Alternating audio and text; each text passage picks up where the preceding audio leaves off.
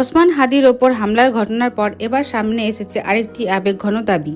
Social media ও কিছু YouTube চ্যানেলে বলা হচ্ছে সার্জিস আলম নাকি ওসমান হাদির পরিবারের পাশে দাঁড়িয়ে বড় সিদ্ধান্ত নিয়েছেন। বিস্তারিত আরও জানার আগে আপনি যদি আমাদের চ্যানেলে নতুন হয়ে থাকেন আমাদের চ্যানেলটি সাবস্ক্রাইব করে আমাদের সঙ্গে থাকুন। ধন্যবাদ।